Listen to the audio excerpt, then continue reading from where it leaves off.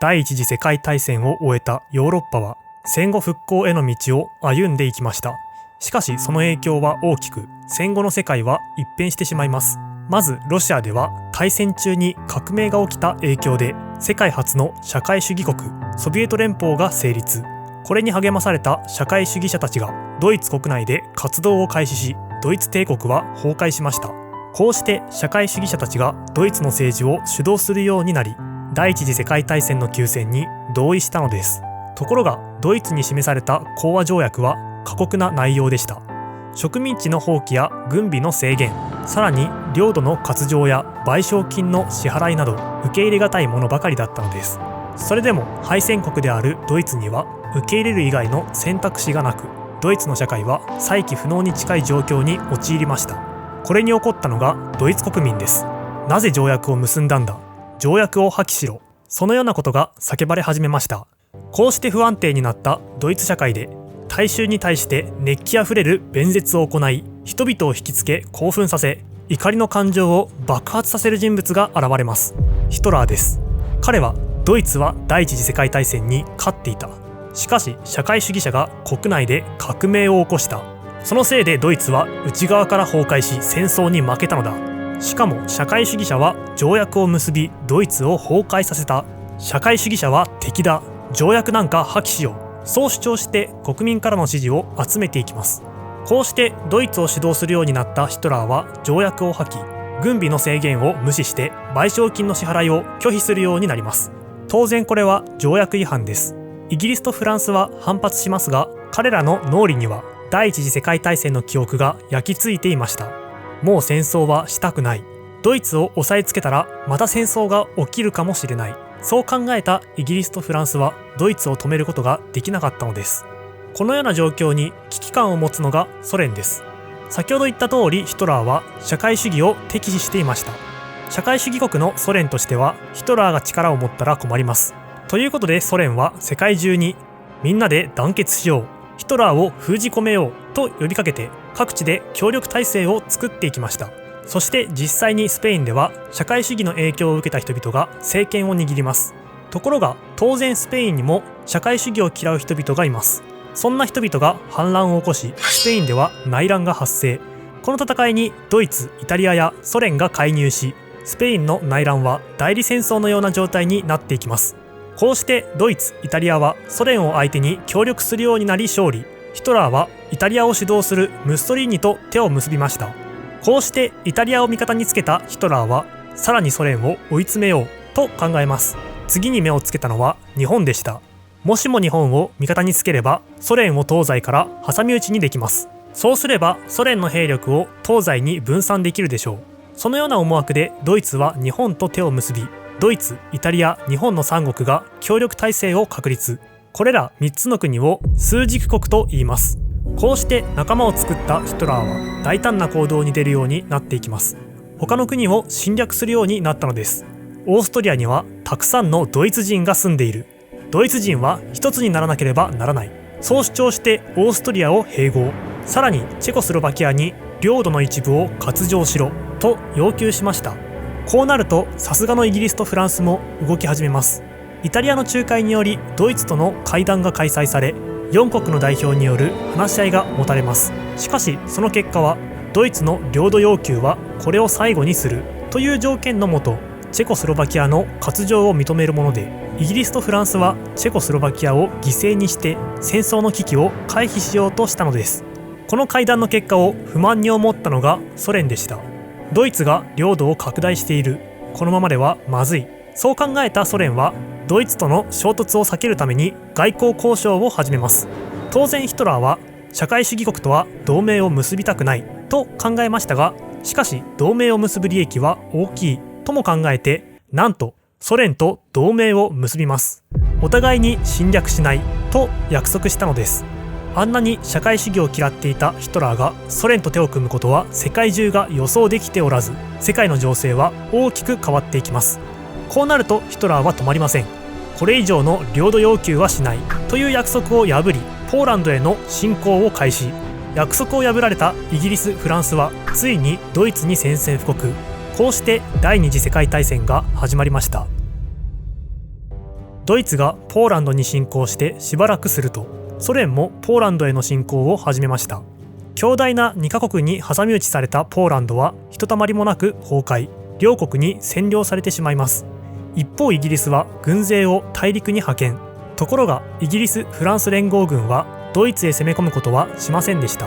やはり彼らの脳裏には第一次世界大戦の記憶が残っており、攻めた方が不利になる、守った方が有利だと考えたのです。その隙にソ連は北へと侵攻、フィンランドへの攻撃を開始します。一度はソ連を追い返したフィンランドでしたが、圧倒的な物量には抵抗できず押し込まれていき講和。同様にドイツも動き出してノルウェーを占領しました。このような一連の戦いで東側を安定化したドイツはついに西側へと狙いを定めます。西側の地形を見てみると、フランスが国境に沿って長くて大きな防御陣地を築いていたため、ドイツ軍はその北側から攻めていかなければなりません。しかしこの辺りは木が生い茂り、道は狭い上に曲がりくねり、ところどころに沼地があるという交通が著しく困難な場所でした。そのため戦場は必然的にそのさらに北側になってきます。ということでフランス軍とイギリス軍は南北に布陣して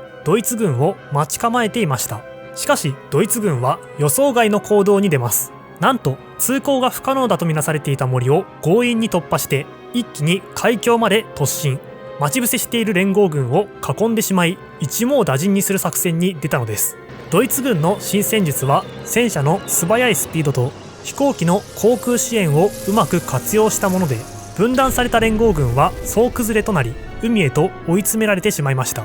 こうなると連合軍は大変です。イギリスはありとあらゆる船を集めて撤退作戦を実施。この撤退は成功しましたが、多くの軍勢を失ったフランスはすでに敗北しているも同然でした。ドイツ軍はどんどんフランスへと進んでいき、ついにパリは陥落したのです。こうしてフランスが戦争から脱落すると、次にヒトラーが狙うのはイギリスです。しかしイギリスは海で守られており、戦車で突撃することはできません。こうしてドイツ空軍によるイギリス本土への爆撃が開始されました。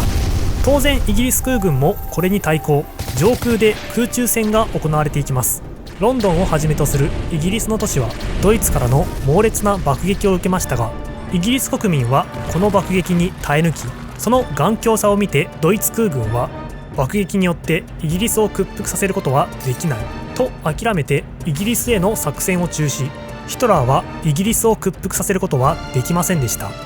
一方この頃イタリアは北アフリカやバルカン半島で戦っていたものの、イギリス軍により返り討ちにされているところでした。これはドイツにとってまずい状況です。イタリアの戦意喪失は戦争全体に影響しますし、放っておくとイギリス軍に後ろから攻撃される可能性があります。ということでヒトラーは介入を開始、諸国を同盟に引き入れてその他の国を占領、バルカン諸国を完全に支配下に入れました。ところがここはソ連も進出を狙っていた場所です。そこを占領したのですから、当然ドイツとソ連の関係は悪化します。もはや対立は決定的になりました。こうしてヒトラーは侵略しないという約束を破ってソ連に侵入、大砲の音を轟かせ、キャタピラを響かせながら戦車を一斉に進撃させます。この攻撃はイギリスにとっていいニュースでした。ドイツとソ連が仲間割れを始めたのです。このチャンスを生かしてイギリスはアメリカを誘ってソ連への軍事援助を開始。ソ連は連合国の一員となりました。ところが戦場ではドイツが編み出した戦車の使い方に対応できず、ソ連軍はどの戦線でもほとんど一方的にやられて撤退、どんどん東へと下がっていきます。しかしここで冬が到来。ソ連の冬は人間が戦えるような環境ではなく、あまりの寒さにドイツ軍は撤退、ソ連軍は体勢を立て直していきました。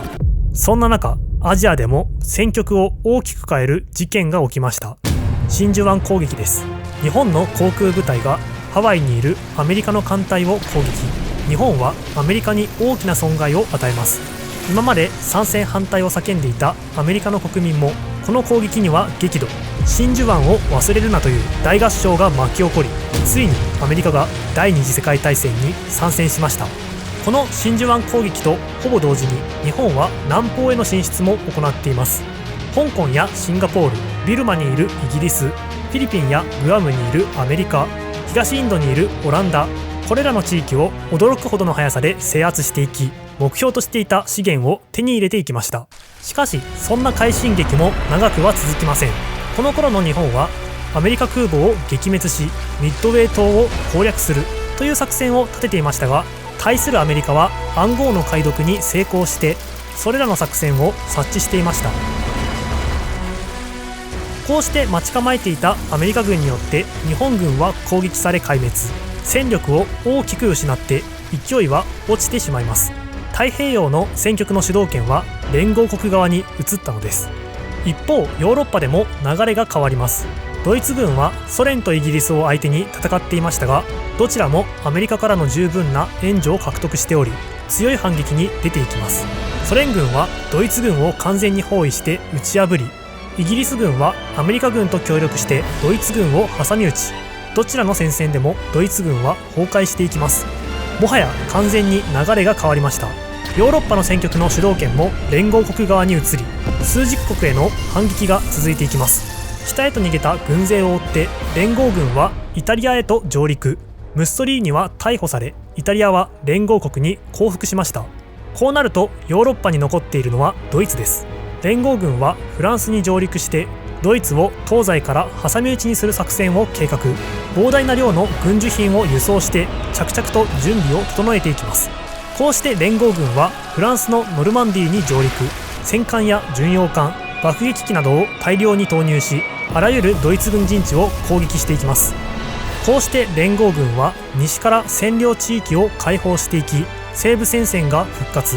あとはドイツを東西から挟み撃ちにするだけです。崩壊していくドイツの首都ベルリンで、ついにヒトラーは自殺します。この時イタリアでは2日前に銃殺されたムッソリーニが逆さづりにされていました。こうしてドイツとイタリアが戦争から脱落すると、残る枢軸国は日本だけでした。連合国は日本に対して無条件で降伏しろと勧告するポツダム宣言を発表しますが、日本はそれを黙殺。これに対する連合軍の回答が原子爆弾の投下です。もはやそれは兵器という概念を超えているほどの新型爆弾で、街を一瞬にして破壊するものでした。これを受けて日本はポツダム宣言受諾の是非を話し合う会議を開催。その会議中に2つ目の原子爆弾が投下されたという報告が入ります。早くしないと日本人を抹殺するという連合国からのメッセージでした。それでも日本では降伏に対する結論が出ず、最後は昭和天皇のご聖断に任されます。昭和天皇は、これ以上戦争を続ければ日本民族が滅ぶ、戦争を終わらせたいと発言し、ポツダム宣言受諾を決定。こうして約6年にわたった人類史上最大の戦争が幕を下ろしたのです。